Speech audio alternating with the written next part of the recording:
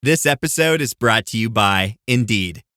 When your computer breaks, you don't wait for it to magically start working again. You fix the problem. So why wait to hire the people your company desperately needs? Use Indeed's sponsored jobs to hire top talent fast.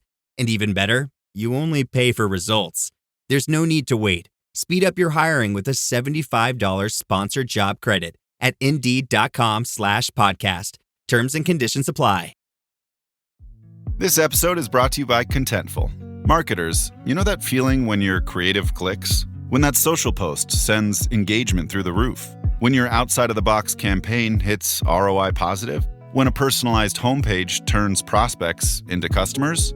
It's utter marketing bliss. Contentful helps you create tailored omni-channel experiences without working overtime. No stress, no limits, only possibilities.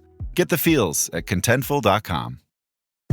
Big news. Sephora is now on Uber Eats. So if you find yourself facing a beauty emergency, like needing a last-minute gift, or you're just out of your favorite mascara, again, don't panic. We got you. Order now and get $10 off on Sephora orders of $50 or more on the Uber Eats app. Order now. Offer ends October 30th. One order per customer. Additional terms apply. See app for availability. Delivery fees may apply. Experience a membership that backs what you're building with American Express Business Platinum. Unlock over $3,500 in business and travel value annually with statement credits on select purchases from brands like Dell, Hilton, and Adobe, and other benefits. American Express Business Platinum. There's nothing like it. Based on total potential value of statement credits on select purchases and other benefits, enrollments required, monthly and other limits and terms apply. Learn more at americanexpress.com/business-platinum. It's the Smucker's Uncrustables podcast with your host, Uncrustables. Okay, today's guest is rough around the edges. Please welcome Crust. Thanks for having me. Today's topic, he's round with soft, pillowy bread. Hey. Filled with delicious PB&J. Are you talking about yourself? And you can take him anywhere. Why'd you invite? And we are out of time. Are you really cutting me off? Uncrustables are the best part of the sandwich. Sorry, Crust. The Dallas Maverigs. Nico Erickson. Patrick Dumont. Kyrie Irving.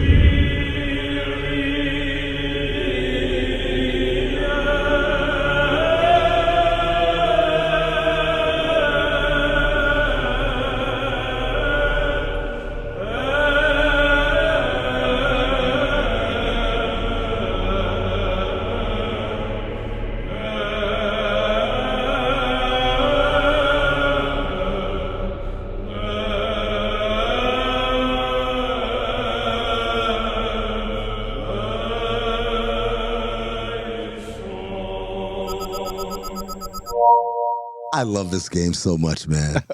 You don't understand how unbelievably happy I am.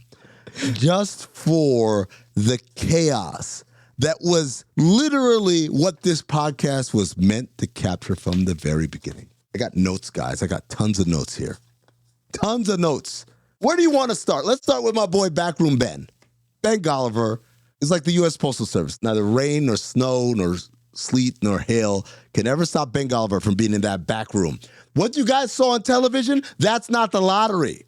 It is a pantomiming. That is a reenactment of what the actual lottery is, because the actual lottery happens in a back room. There's every representative from every team in the lottery in there. There's also media members like Ben Golliver who do this thankless work every year, and Ernst & Young, I guess, for posterity, right? And the way it actually works is every team, when they say, oh, you have a 14% chance, what they really mean is you have 140 different combinations that are yours for those bottom three teams. Out of 1,000. Out of 1,000 combinations they have in there. And these combinations come in the form of numbers. And so Ben Golliver, that hero truth teller, who we salute, tweeted this.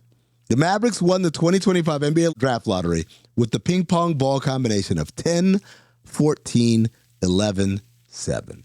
10, 14, 11, 7. And I don't know about you guys, but when I saw those numbers, I popped. Popped. 10 10, 14, 11, 7. Huh. Who would have thought? What do you mean? They're just random numbers. Sure, yes. They're just random ping pong balls. Just random numbers, folks. Nothing to see here. I love how everybody watching on TV was like, oh, the Sixers because of this, and oh, the Spurs because of that, the Mavericks because of Luka and all that. That's all secondary to the actual game that's happening behind the scenes. 10, 14, 11, 7. 10, 14, 11, 7. Now, what is the significance of those numbers, you ask? Our patron saint of this podcast, Kyrie Irving, always says, there are no mistakes, no coincidences. Are there any mistakes or coincidences in these 4 numbers? Absolutely not. And I want to attack this much like you might attack a piece of watermelon. You start from in the middle, and then you eat your way out. You guys don't like that analogy. Okay. Is there something else that you start eating from the middle and then work your way out? Justin Bieber eating a burrito. There you go. We'll eat it like Justin Bieber eating a burrito. A Bieberito. Bieberito, yeah. So we start in the middle. You got 14 and we got 11. 14 and 11. Now those look like innocuous numbers. Let me go with the 11. It goes 11 and then it goes 7. 11, 7, 11, 7. What's 7 times 11, guys?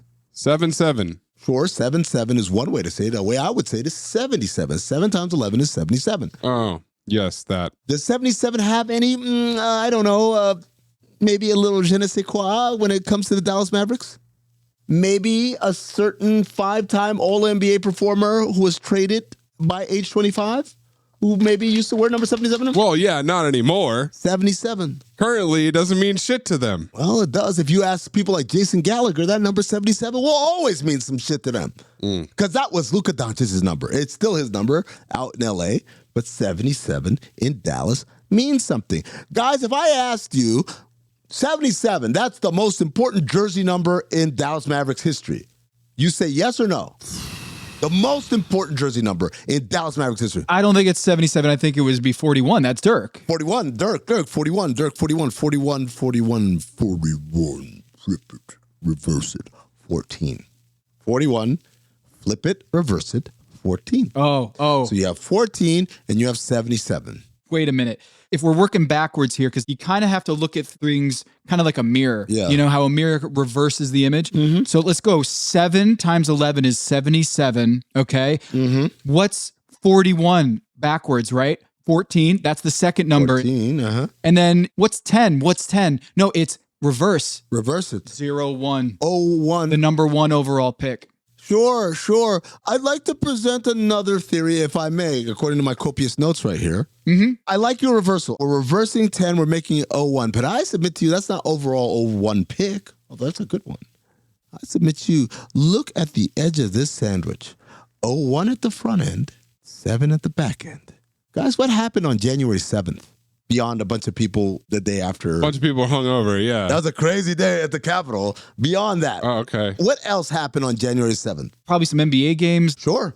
People like thinking they're going to keep going to the gym. The last day that people go to the gym as part of their New Year's resolution. What is it? Pearl Harbor. Oh, sorry. No, that's December 7th. Wrong 7th. Oh, yeah. It's a date that will live on in infamy. But you know what? In the city of Dallas, January 7th is a date that will live on in infamy. And I know what you're wondering. What happened on that day? I mean, well, first of all, if you just look at the public records, we know that on January 7th, the Los Angeles Lakers played a road game at the Dallas Mavericks. Luka Doncic was a Maverick, and he wasn't playing. Anthony Davis was a Los Angeles Laker, right? And there was no known connection between these two teams. Except that's also the date that we know that Nico Harrison and Rob Pelinka went out for a fateful cup of coffee, a cup of joe, if you will. And that's where the seeds, the very embryo of the Luka Doncic to the Lakers deal began at a coffee in Dallas on January 7th, the morning of the game between the Lakers and the Mavericks. And so I present to you guys 10, 14, 11, 7. 7 times 11 is 77. That's Luka's number. 14, reverse 41. That's Dirk's number. 10, flip that to 01, 0107. The day the Dallas Mavericks and the Lakers first had a conversation about trading for this. It was all ordained. What letter of the alphabet is 11? Okay. And what's Kyrie Irving's number? Kyrie, where's number 11? What draft year was he? 11. I didn't take enough notes. That's what I'm learning right now. I didn't take enough notes. What was their rank in the number 1 odds category? Like, they were the 10th odds, or was it 11. They had 1.8% chance. Which is 11 plus 7. Stop it. Divided by 10. Cooper Flagg has 11 letters. Oh, my God. Yes, spell it all out. 10, 14, 11, 7. 14 plus 7 minus 10 equals 11. Every other podcast is going to be telling you about, of course they want, we're the only ones that broke the code. We did the math for you. Or maybe, just maybe, all coincidence. My assignment: uncover why the association inspires more conspiracy theories in volume and salience than any other U.S. sport. You've heard of the Illuminati. The truth is out there, but so are lies. Your eyes can deceive you. Don't trust them. The NBA has always been controlled by about 8 people. Denial is the most predictable of all human responses. If you're only using 10% of your brain, you don't even know that you're using 10% of your brain. The NBA Illuminati. If coincidences are just coincidences, why do they feel so contrived? The Illuminati. But you start to follow the money, and you don't know where the f*** it's going to take you. It is unspoken. They have influence among other players. The NBA Illuminati. I don't have time for your convenient ignorance. Maybe I'm a conspiracist now as well. That's all it took. Oh, we got books, we got schools. You saw a video on YouTube. My eyes, sir. You've never used them before. We are the Basketball Illuminati.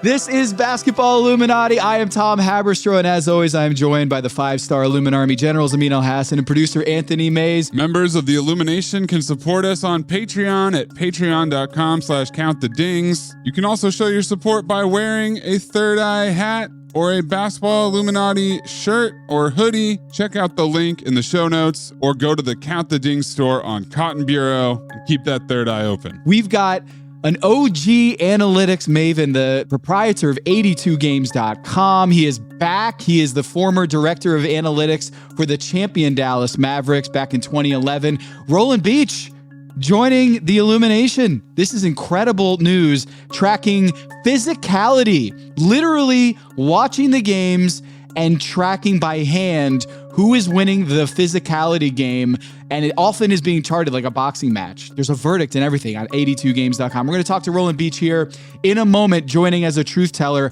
but first.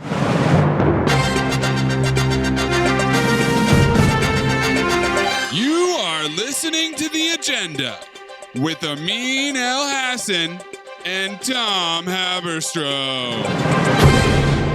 All right, so Draymond tried to be the agenda. Mays, he made his best case to be the agenda today, didn't he? Well, Draymond is speaking to the larger agenda as an entity. Draymond called out the agenda that is targeting him. Okay. It's truly third eye open shit from Draymond here in the playoffs. I'm blown away. Let's roll the clip. Look like the angry black man. I'm not an angry black man. I'm a very successful, educated black man with a great family.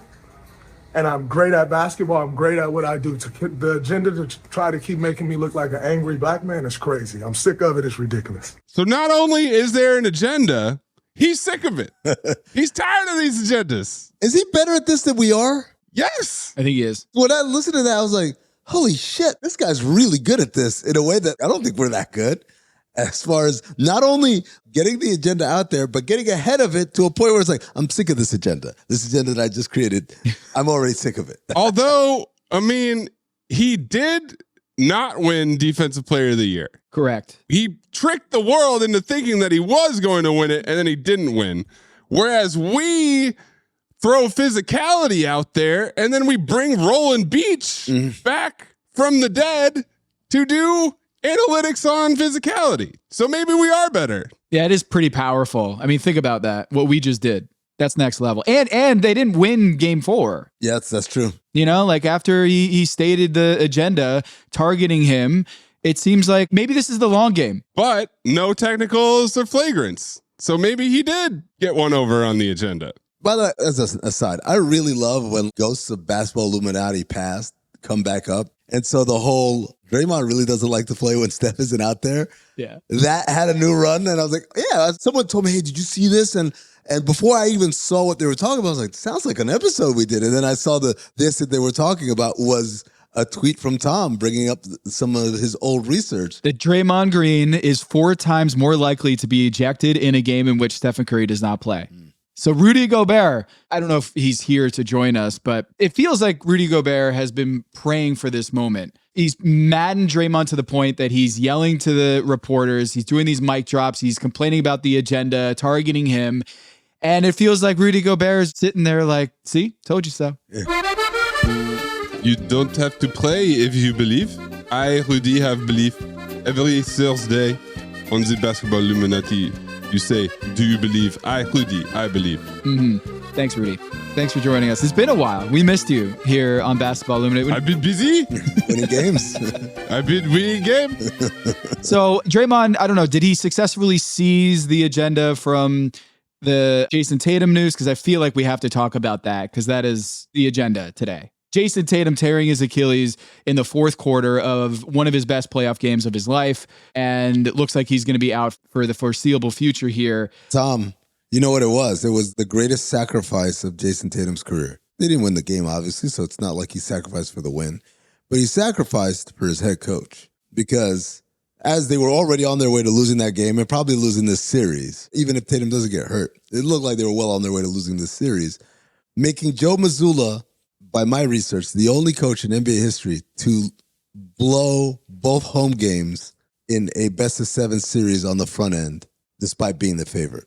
So to go 0-2 down at home, he's now done that twice. You did your own research. I did my own research. No one's ever done it twice. And then they blew a 14-point lead in this one. And they blew 20-point leads in games 1 and 2. I haven't done research on that, but I'm fairly sure that's also pretty unprecedented for a team with the home court advantage to have 3 losses in which they led by 14 or more points. Yeah, and Tatum's injury, I think, wrests the agenda out of New York City. Yeah. Because otherwise we're talking about the Knicks and how awesome it is and how they've overcome these double-digit leads. Fuck Boston!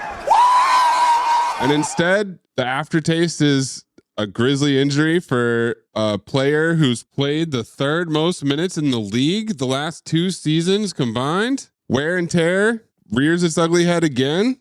The minutes load that Jayson Tatum, the physicality load that Jayson Tatum has been going through, that's now the story. Well, I think it is the story of the playoffs. And you talk about the power of this show here, the Illumination. That was probably one of the most physical games that Jayson Tatum's ever played. I wish there was some way to track that or quantify it. Is it quantifiable?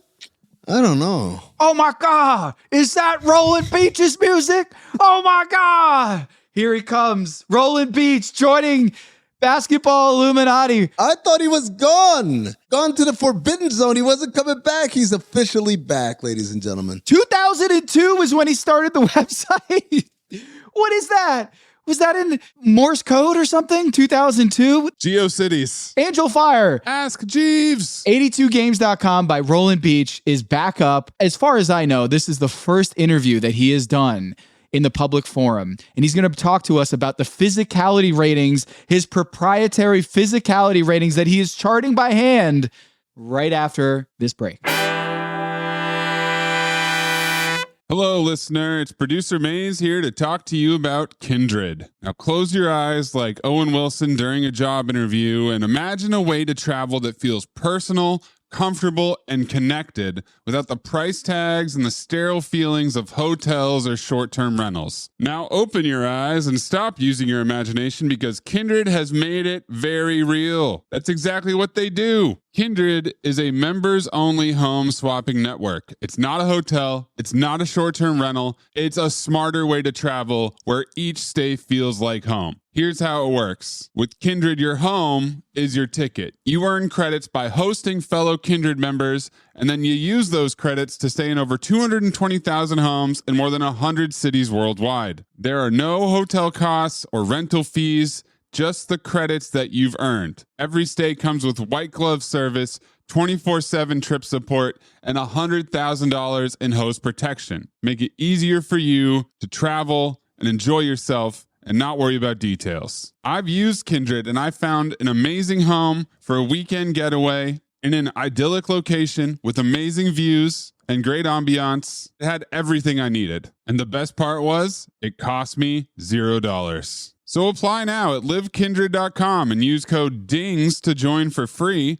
Plus, you'll earn 5 nights of travel credit just for signing up. That's right, that's 5 whole nights for free at livekindred, KINDRED.com, code DINGS, DINGS, livekindred.com, code DINGS. Hello, listener. It's Producer Maze here to talk to you about Quince and their cookware. Cooler nights mean cozy meals at home, and Quince's cookware has made fall cooking so much more enjoyable. Their pieces deliver the quality and performance of luxury brands, but at a price that makes sense. And they look gorgeous on the stovetop, too. No matter what item you need to complete your kitchen, Quince has you covered. With 5-ply stainless steel pots and pans, nonstick skillets, chef-quality knives, and even ceramic bakeware, which is perfect for cozy casseroles or Sunday roasts. And when you look at these prices, you might think, how is Quince doing this? How do they deliver high-quality items similar to high-end brands that are half the price? Well, let me tell you, they partner directly with ethical top-tier factories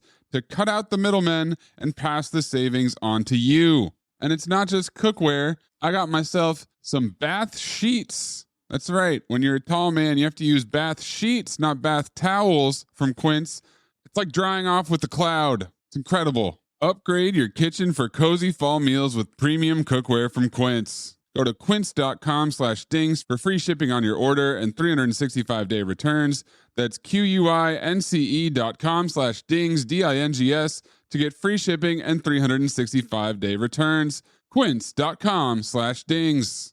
Listener, listen up. This is important, okay? I'm going to try to save you some money here. If you're still overpaying for wireless, it's time to say yes to saying no. At Mint Mobile, their favorite word is no. You may think like, oh, that's bad. No contracts, no monthly bills, no overages, no hidden fees, no BS. Here's why I said yes to making the switch and getting premium wireless for $15 a month. You heard that correctly. $15 per month. Ditch overpriced wireless and the jaw-dropping monthly bills. And of course, there are all these hidden fees and stuff, but at Mint Mobile, plans start at $15 per month. All the plans come with high-speed data, unlimited talk and text. You're not doing like weekend and nighttime minutes or anything like that. And it's delivered on the nation's largest 5G network. Use your own phone. Don't have to get a new phone. Use your own phone with any Mint Mobile plan and bring your phone number along with all of your existing contacts. I switched months ago. People have asked, did you actually switch? Yes, I actually switched months ago. And I don't know what to do with all this extra money. I've cheated the system here. I've rigged something. This is an Ocean's 11 situation where I'm stealing wireless from Mint. That's how good a deal it is. Ready to say yes to saying no? Make the switch at mintmobile.com/dings. That's DINGS. That's mintmobile.com/dings. Upfront payment of $45 required, equivalent to $15 per month. Limited time new customer offer for first 3 months only. Speeds may slow above 35 gigabytes on unlimited plan. Taxes and fees extra. See Mint Mobile for details. Wish you could become a morning person? You know the type, up before the sun, early morning runs, first one to the office with donuts and a smile. How do they do it? Easy. With the new Galaxy Watch 8, sleep tracking and personalized insights from Samsung Health help you improve so you can wake up to a whole new you. One who, dare I say it, skips the snooze? It's possible. Train your sleep with Galaxy Watch 8. Learn more at Samsung.com. Requires compatible Samsung Galaxy phone, Samsung Health app, and Samsung account. Holiday presents, in the red corner, the undisputed, undefeated Weed Whacker Guy. Champion of hurling grass and pollen everywhere. And in the blue corner, the challenger, extra strength Halliday. Eye drops that work all day to prevent the release of histamines that cause itchy allergy eyes. And the winner by knockout is Halliday. Halliday, bring it on. You all think I'm late. Well, I'm not late. And I'm going to stay right here and fight for this lost cause. Even if this room gets filled with lies like these. And the Taylors and all their armies come marching into this place. Somebody will listen to me. There's no better way to overpower a trickle of doubt than with a flood of naked truth. But the complexity and the gray lie not in the truth, but what you do with the truth once you have it. What is true and right is true and right for all. You and I both know that that's just not the truth. You can't handle the truth. Too messy. Keeps them up nights. I'm here because in the end, the truth is worth the risk.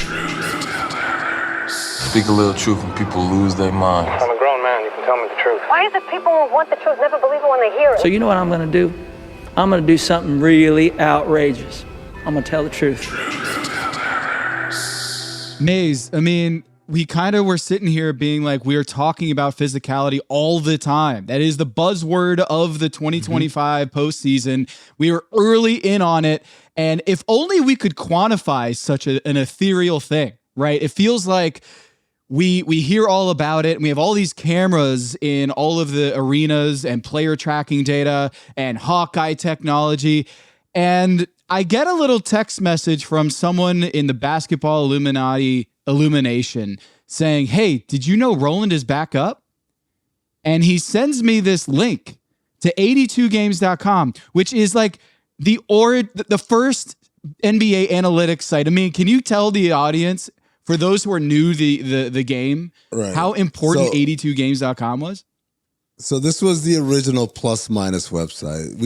When I worked for the Suns and when I worked for the Knicks, I used this website for lineup data and for all the kind of advanced analytics that we take for granted now that is everywhere.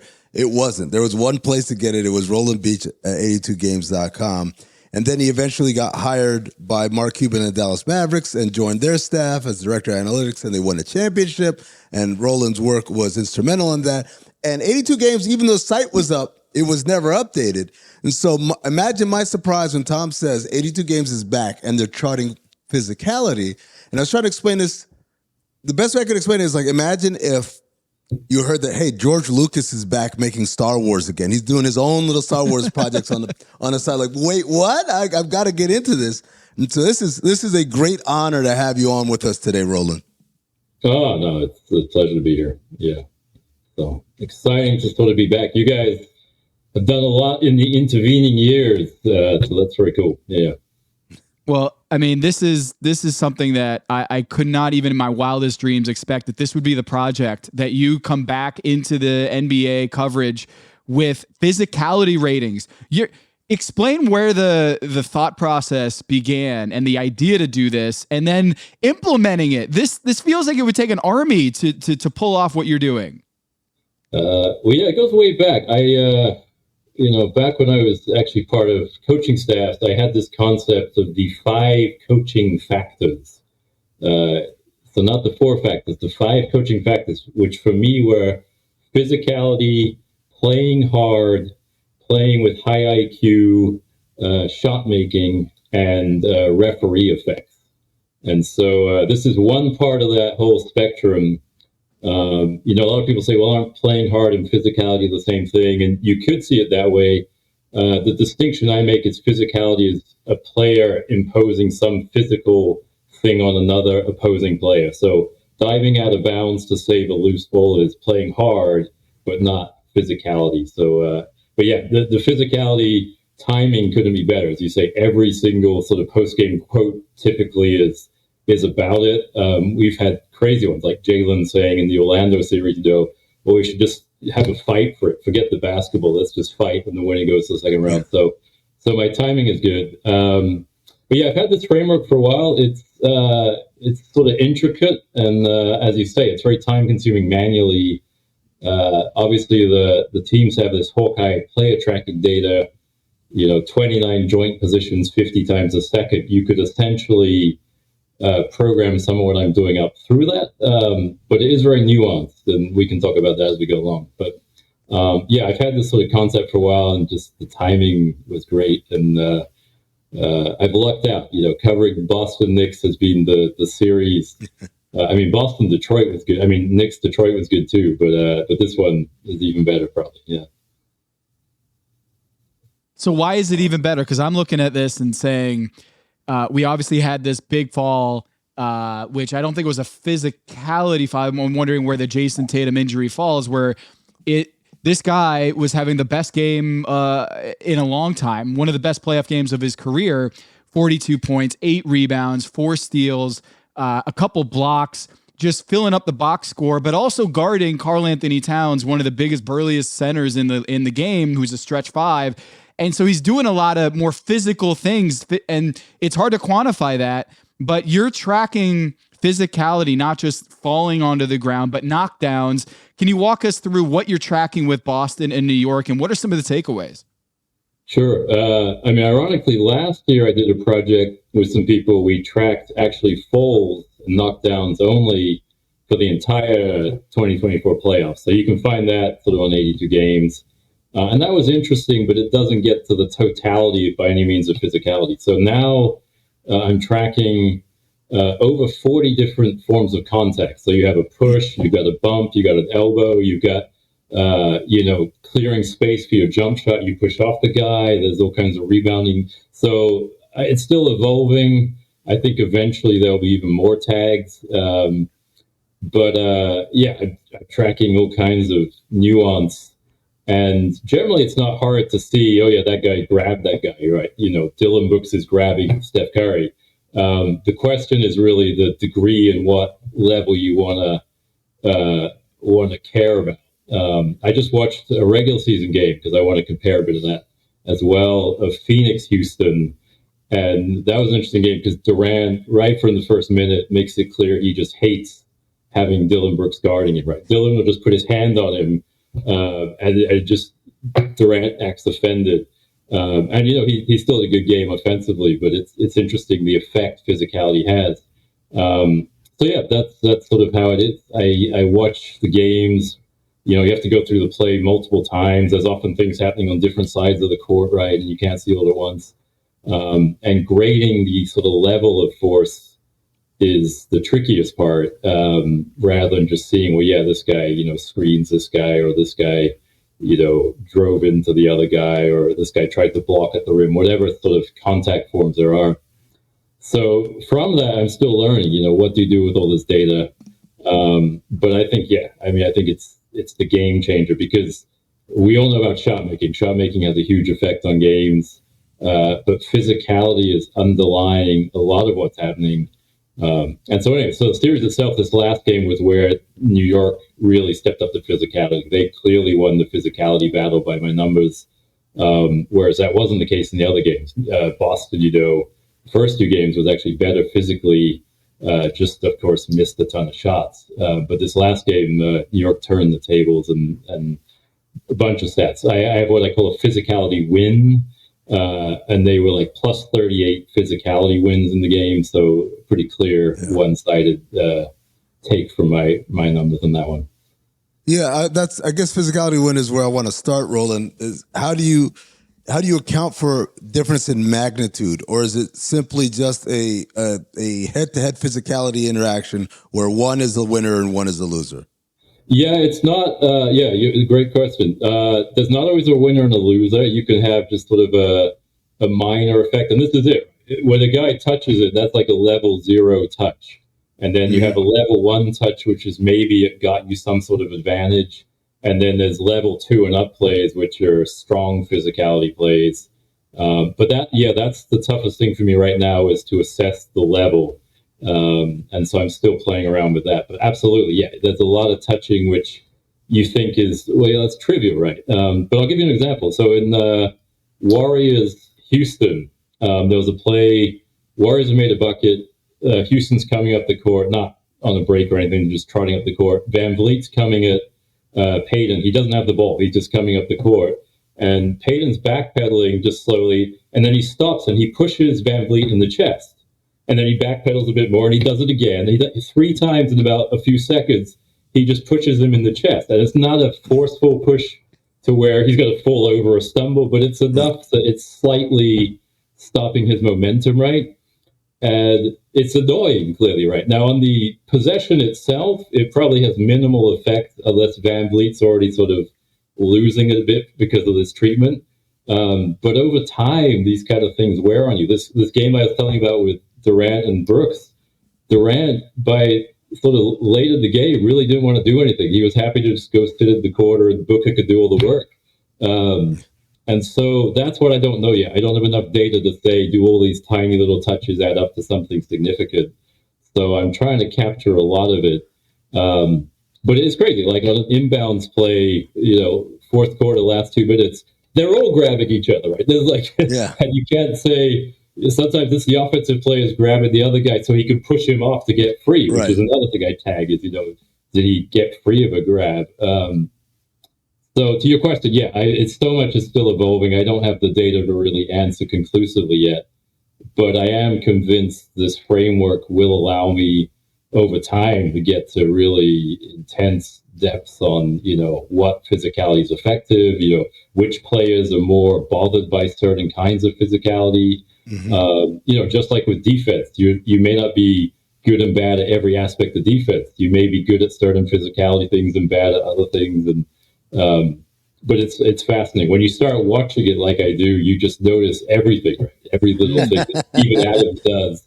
You start saying, "Oh wow, this guy's a dirty player in a clean, dirty way, but he's really pushing it and so on." Yeah. So this is great because as you're describing it, I was trying to think of like opposite ends of the magnitude spectrum. Right. And on the mild air quotes, because as you said, there might be an effect. I remember when I worked for the Suns, Bruce Bowen, when he would guard Steve Nash, as Nash was bringing up the ball before, he would just karate chop his off arm over and over again. Yeah. Basically, because the refs wouldn't call it, and it wasn't a foul. It didn't stop Steve from going to where he wanted to go, but it was just annoying. And the downside was, for him, the risk was, they can only call one foul. I can hit him 7-8 times on that arm. They can only call one foul, so I'm making that physicality felt and known, even if it's not, like you said, making him stumble or lose the ball in that moment or not. The opposite end, I think about Karl Malone once turned and popped David Robinson in the head, knocked him out cold. He was unconscious on the floor, and I'll never forget this. The ref called the foul on David Robinson. So it's an and one, and it's like he's pointing to a corpse on the ground, like, foul on that guy, number 50 in black. And so through that, I wanted to ask, I'm assuming there is a differentiation between offensive physicality and defensive physicality in terms of the charting? Oh, yeah. I chart both sides, rebounding, everything. And yeah, I mean, I'll answer your Bruce Brown thing. In this Phoenix Houston game, there's a play where Durant is driving and Brooks is guarding him by just slapping him. Alternate ends. I'm going to put the clip up because it's just the whole drive. He's just slapping him one hand, and he's not really playing defense. He's not trying to get the ball. It's incredible. And then I forgot this game was also the one where Plumlee and Adams got into it, and there's this vicious takedown. Right? It's like that's level 5 physicality where the 280-pound guy is slamming another guy to the ground. So yeah, that, I mean, again, it's the gray area still. Where are the kind of dividing lines on these force magnitudes? But they exist. Yeah, they're there, and I'm going to sort of clean that up. But yeah, as you say, it's we don't really know. Did all that Bruce Bowen stuff cause Nash to sort of be less effective, especially at the end of games? I mean, what's so amazing about the Knicks series in a way is Brunson takes so much physicality on him. I track this as well, right? Physicality suffered. It's not just what you're putting on the other guy, it's what gets put on you. And Brunson is, the series leader for physicality suffered. And yet in the clutch, he's dynamite, right? He could still be playing at an elite level despite all he goes through, and they target him so much on defense and whatnot. But yeah, I mean, it's early days, but I'm very excited by this project because I think this is really the next big thing in basketball analytics, basically. Yeah, it is groundbreaking. It is really cool. I'm reminded of Shane Battier, what he told me once about his long hair theory is that guys like Jalen Brunson, Luis Scola, Ginobili back in the day before, 100%. I know where you're going with this. is the flailing. If you flop, your hair flies in the air, and it's a lot more obvious when you have a lot of hair that you get hit.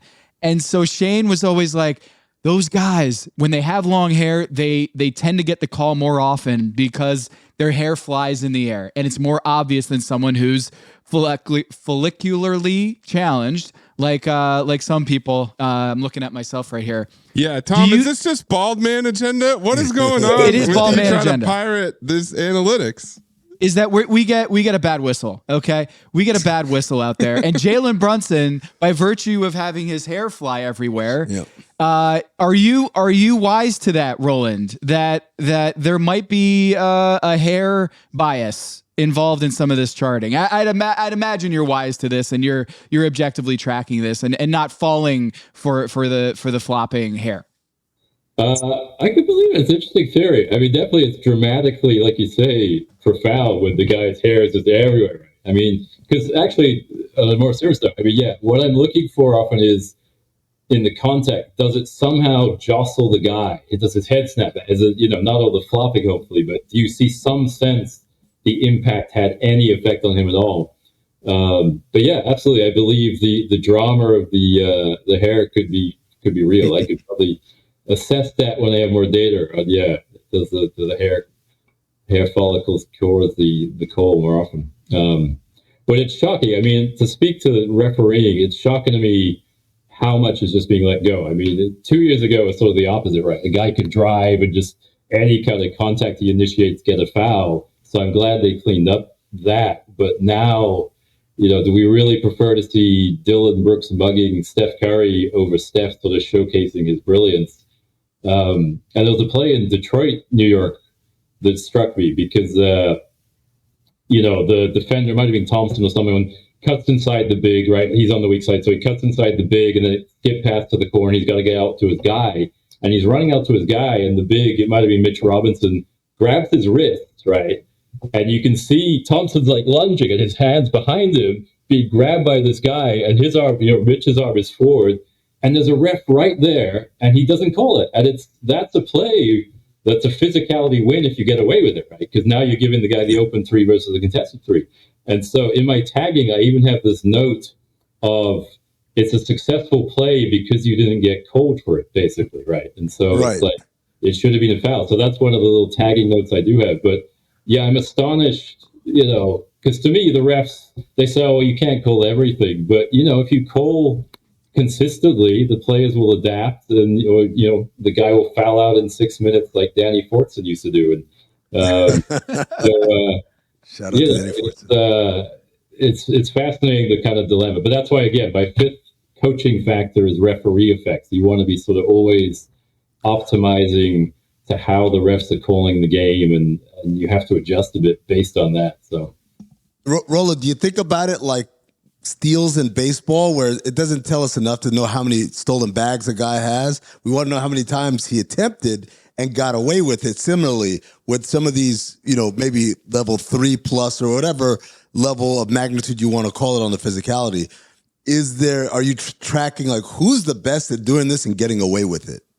I mean to get to that. Yeah, I don't have the sample size yet, but absolutely. That will be something you can do. I mean, you can see, okay, this guy, grabbed the guy 50 times and got called once, and this guy grabbed him 50 and got called 7 times, right? And we may see obvious biases in some of this stuff, right? The guys with reputations maybe get away with more, or maybe they don't. Maybe they get away with less. But no, this is where it's like, it's such early days for this project. But yeah, your questions are brilliant, right? Everyone wants to know that, right? Is there a way to understand how to get away with more, or how to sort of highlight what they're doing? But it's interesting because, like, again, I don't want to harp on the same thing, but Durant and Brooks, Durant from the very early moments was talking to the refs, like, he's touching me, do something, he's touching me, and it went on the whole game. It's like, So yeah, managing the refs is a important part of the whole process. But yeah, once I get more data, all these sort of questions are very, attainable to sort of look at. Yes. Well, let me ask you this in terms of, obviously the reason why we keep any of these metrics, right, is we're in search of what helps me win. Yes. And so even in the limited sample size that you have, is there a correlation between winning physicality and winning basketball games? And how strong of a correlation is there? It's part of it. Obviously, shot making can trump a lot. So, game 1 and 2, Boston misses so many threes that all that physicality didn't win the game for them. Right. But yeah, I think if you equalize the other factors in my coaching factors, you'll find physicality is immensely important. Yeah, absolutely. The great players are showcasing it. A guy like Jalen Brunson has amazing physicality, and you wouldn't necessarily assume that. He's a small guy, but there's so many physical plays he makes in the game, and again, can absorb all the physicality put on him so much. So I think, yeah, eventually we'll see that, a big part of being a good NBA player is, handling the physicality. You have to, as a small guy, be able to handle it. You won't Jalen Suggs is insanely physical, right? A lot of these guys who are small, you have to be physical if you're going to make it in the NBA. And then likewise with the bigs, if you don't like sort of tangling in all the ways that bigs have to, physically tangle with each other, you're not going to make it, right? It's a very physical game right now in the NBA, and it's a key part of gaining these small edges.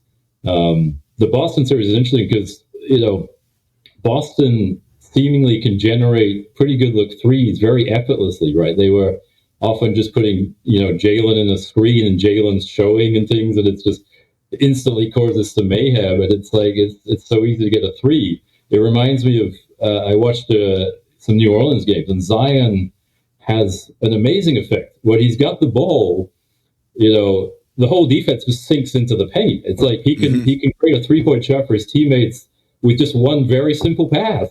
And yet if they don't sink into the paint, he is such a dominant driver, right? So yeah, the game I saw, it happened to be a game he got a triple-double and had a great game, but he was just overwhelming in his physicality on offense, right? It's just like you realize, wow.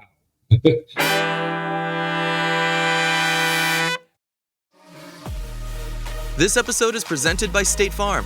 Having insurance isn't the same as having State Farm. It's like expecting the leadership of a team captain on the football field, but getting a sea captain. You wouldn't settle for just anything for your team. Shouldn't it be the same for your insurance? So don't settle for just any insurance when you can go with a leader. State Farm.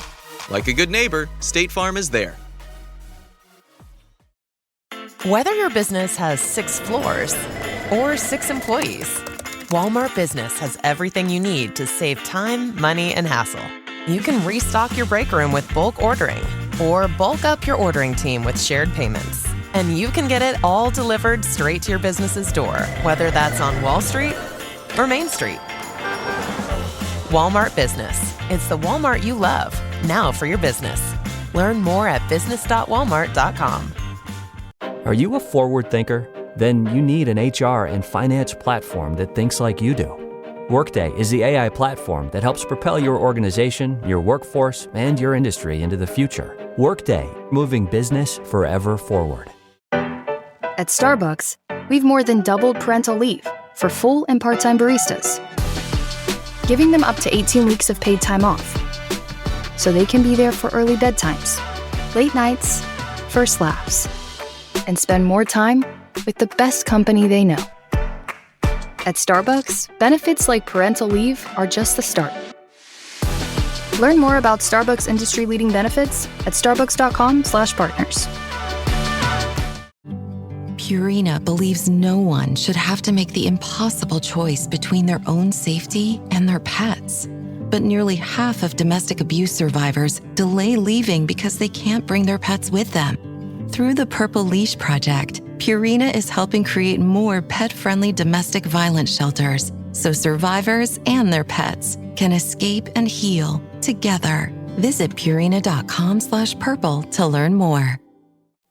On your site, 82games.com. Again, I can't believe I'm reading this right now. The Knicks, game 4, were clearly, this is from your site, were clearly the better physicality, in quotes, team in this one, with a Roland physicality rating almost 100 points higher.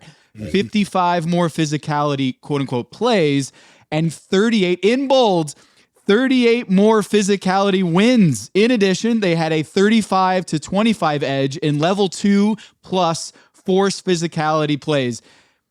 And then you provide a table with all of these numbers in here. So, I mean, Amin was just asking, like, does this impact winning? And your early estimations and your early evidence, like, it impacts. It's in part. And the Celtics were beat in the physicality column by a whopping 100, almost 100 physicality rating points. And then also to last year in the postseason, you tracked the postseason last year and found that in the NBA Finals, the Dallas Mavericks were trailing big time in terms of falls per game, where actually they fell a lot more per game against the Celtics in the NBA Finals, and like by a whopping margin. That the Dallas Mavericks, I think there was like 67 falls by the Celtics, and then over 100 by the Dallas Mavericks in that. And it brings me to my point of, like, a lot of times I'm seeing guys fall to the ground because they're trying to exaggerate and get the call when they're driving into the paint.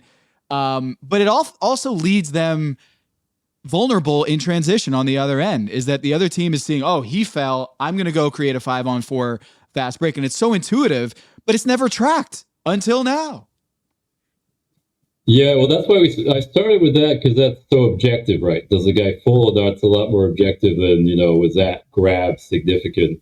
What we found, though, is, style matters a lot in how you play. Boston falls not much because they spread the floor so much, and they're such a heavy three-point shooting team. So physicality for falls and knockdowns has a lot to do with your style of play. So a guy like, Jokic never really falls, but will knock down people, whereas a guy like Embiid is always falling and always knocking down people. So it was very interesting, and I enjoyed the numbers. And there's a lot of correlation to your full knockdown numbers and your overall physicality. But in terms of predictiveness to winning, it wasn't clear cut. And that's to do with what you say, right? Sometimes a fall is to sell a call. Sometimes it's after you've got the whistle, so you've actually won the play. But, it can also be where you give up the 5-on-4, right? And so that's, we looked at it a lot of different ways, and it was, somewhat revealing, but wasn't compelling in terms of predicting who's winning the game very well. Whereas I think this much more robust physicality is. But yeah, there's so much out there. The falls are so objective. Like, there was one game, Tyrese Maxey fell like 17 times. The Philly-New York series last year was extremely physical. We tracked every game for falls last year.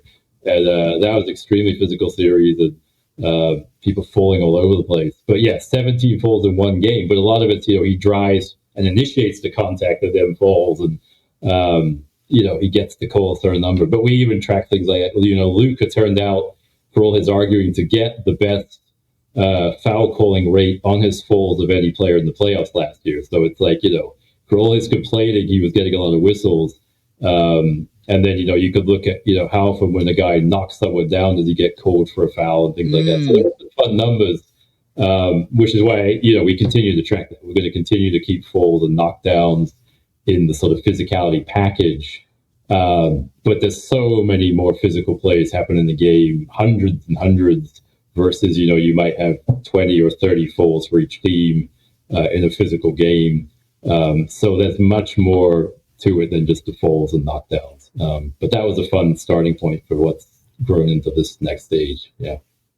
So one of the cool things you did this last year, was make a comparison between 1990s playoff basketball and modern playoff basketball to determine whether it was actually, quote unquote, more physical, or are we just having this weird nostalgia for something that never actually existed?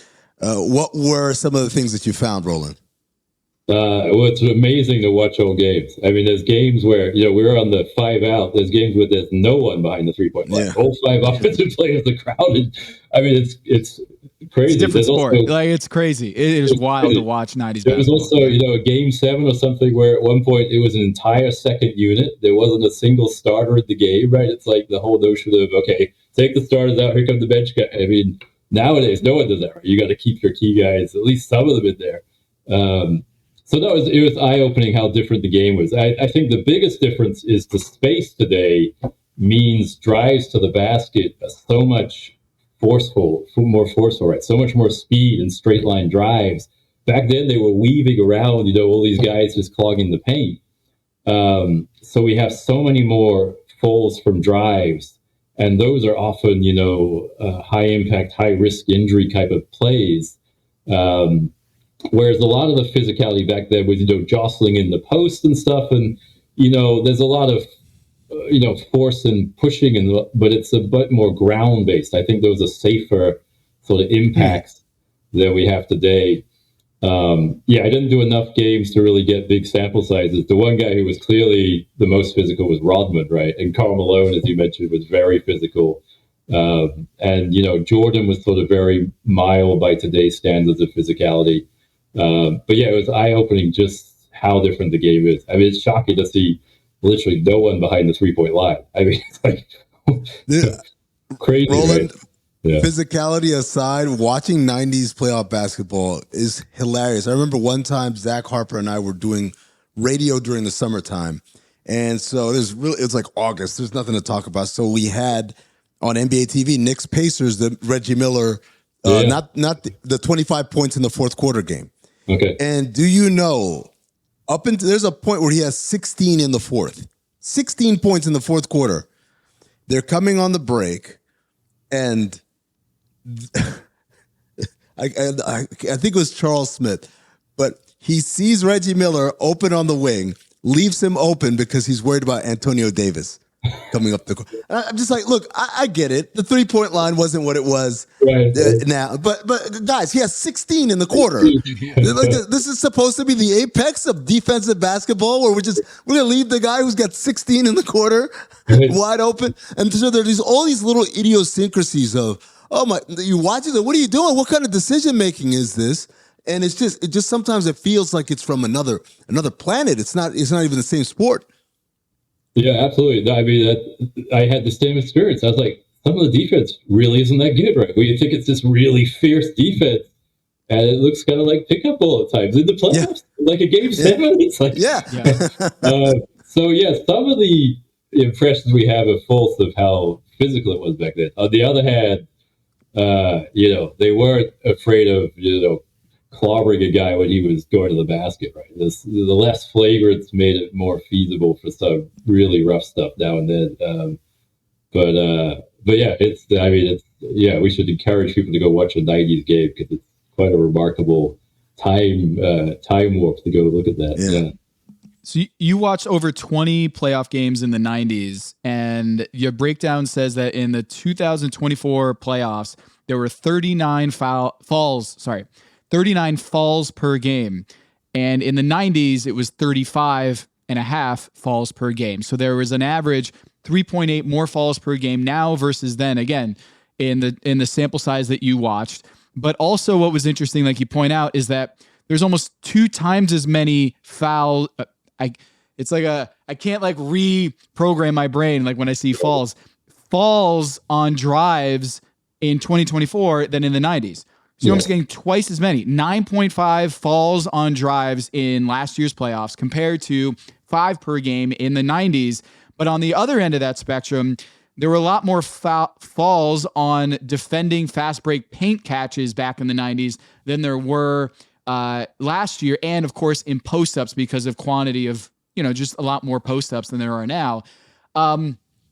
Is this a stylistic difference, or is this like it is more physical even if we hold constant the number of frequency of drives and post-ups? I think it's a huge difference in how the game's played. Yeah, I don't think we can really compare almost because if you're driving and there's 5 guys sitting in the paint ready to defend you, you can't just go right at them and try and dunk on them, right? Whereas now, often you beat one guy and it's wide open and some guy's coming over to try and meet you at the rim. And so you have so much speed and force generated as you approach the rim.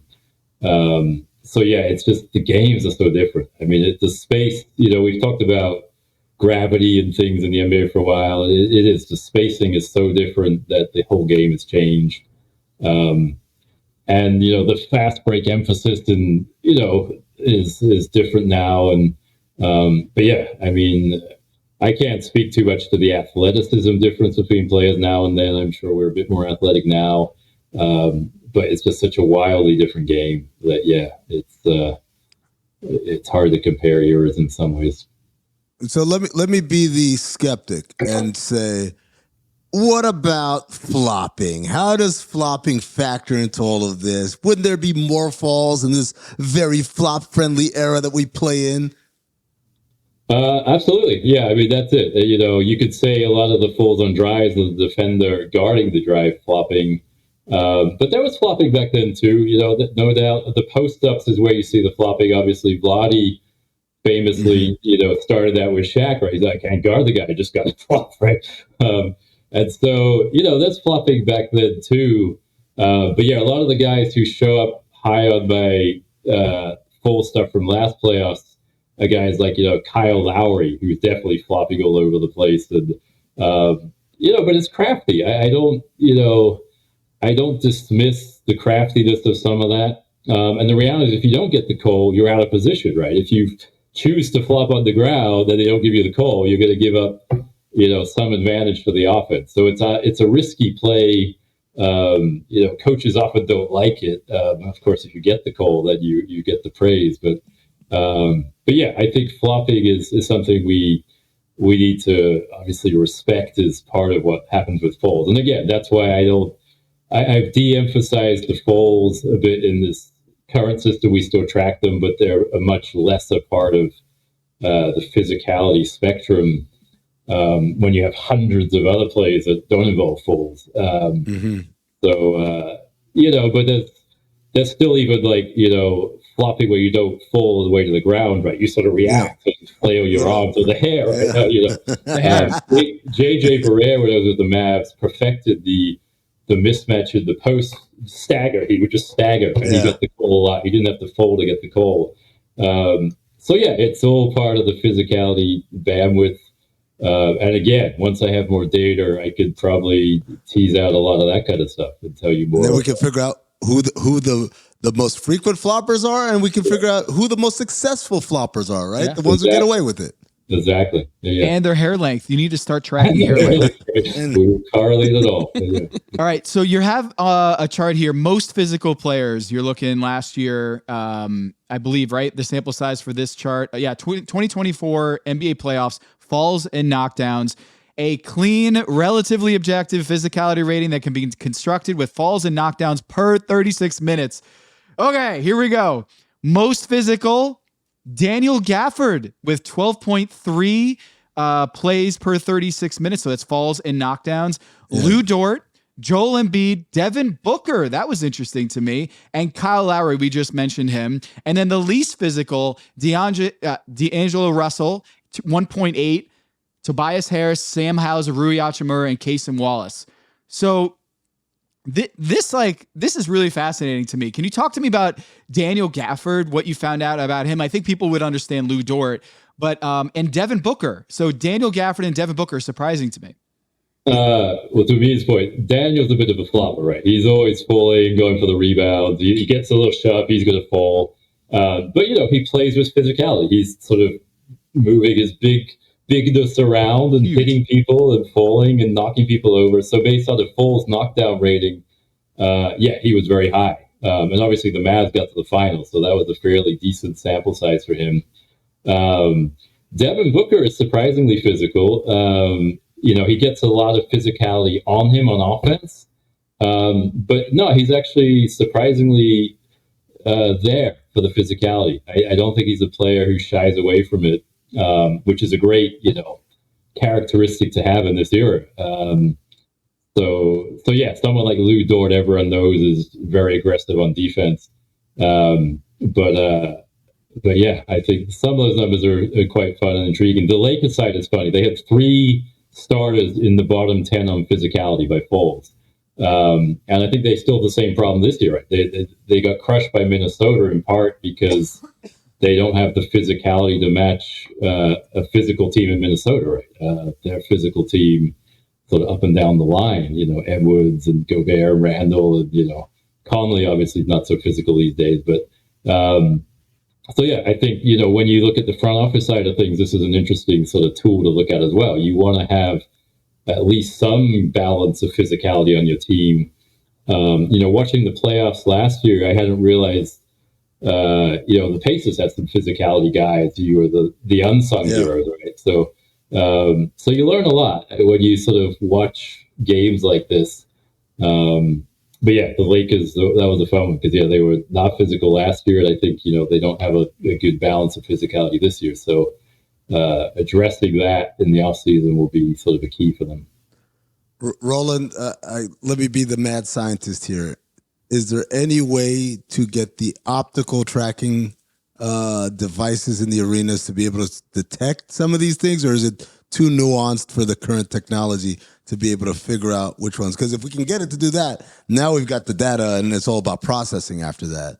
Right. Well, this is it. If a team's smart enough to hire me, I absolutely think I can get done. I mean, the new Hawkeye system, 50 times a second, you get 29 joint positions. So you'll know if the guy's elbow hit the other guy's, head or something, right? I don't know what the actual 29 positions are, but you'll know when there's contact.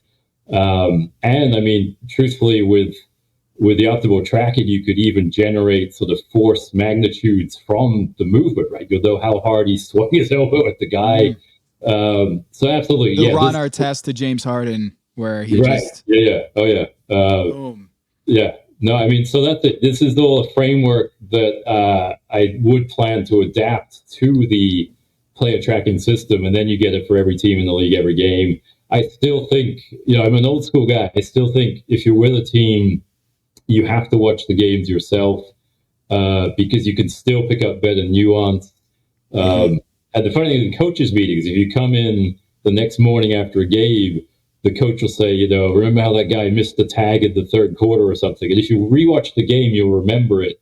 But watching it live, you know, it's so fast, you may not remember it. But if you watch the game again in sort of slow motion like we do as coaches, you're on the same wavelength, right? You can talk about the same plays and not have to remind everyone of the details maybe. But yeah, absolutely. The big picture is this is what teams should be doing. Maybe some teams are already sort of breaking ground with this. But this is the obvious use of the Hawkeye system, right? I mean, we don't need Hawkeye to get more granular really on, you know, the pick and rolls necessarily. But it's the physicality is what the whole thing is doing. It's telling you when these guys are coming into contact and how much speed is happening when they do. So yes, absolutely. That would be the goal is you get this for everything, you know, even real time or semi-real time activity on that level. Well, I think you're hired to this show. I think we can say that you're the physicality general. Maze, we can workshop what kind of, you know. Yeah, I think we got to open up a whole new branch of the Illuminati for Roland. Yeah, it's like special forces. Yeah, this is incredible. It's incredible. One last thing: can you learn to be physical? Do you think? Like, is this something that you can teach? I think so to a degree. I think there is a certain level someone's got to be willing to take it, right? Because these guys have played a lot of basketball by the time they get to the NBA. And so if they shy away from physicality, you know, this is often what, you know, I won't name names, but certain bigs, right, get labeled as soft, right? And they often don't wind up in the league very long, even though they have the size and maybe some skills to, you know, maybe they can shoot a bit, right? But if they can't handle the physicality, so it's tough. Yeah, I mean, I've always believed people can develop. Oklahoma City certainly develops their players amazingly well. I remember years ago, this is like 15 years ago, I was in a coaches meeting and we were talking about, you know, our players don't get many free throws or something. And I was like, well, let's design some drills to, you know, get better at foul drawing. And one of the coaches said, oh, you can't do that. They either have it or they don't. And that's patently false, right? We've seen all kinds of guys adapt their games, even copying other people. When, Jack had that sweep through move, the next thing you know, everyone's doing it. So I do believe you can train people in physicality and teach them more effective ways of being physicality, right? Maybe someone's got what I would call losing physicality, right? You want to have winning physicality, the right physicality. You can be overly physical and I brought Danny Fortson. He gets called for fouls. He never adjusted his game. He was out of the league eventually because he refused to back down. But there's also all these crafty moves people are doing, the arm bars and everything. And it's like, absolutely. I believe you can train a guy in physicality. But at the highest level, where it's the most intense, that's toughness, right? That's underlying toughness. And some people have more of it than others. I do think you can improve it. But yeah, whether you can equalize it, I don't know about that. That's great. Well, thanks so much for sharing your physicality degree with us. This is great. Oh, pleasure to be here. Nice to see you guys. Yeah, I remember we used to hang out at the Sloan conference. I think I haven't seen that for a while, but yeah, I'll get back to that. So, yeah. Yes, sir. Congratulations to your promotion to the Illuminati General, the Physicality General. Congratulations, Roland. Thank you so much.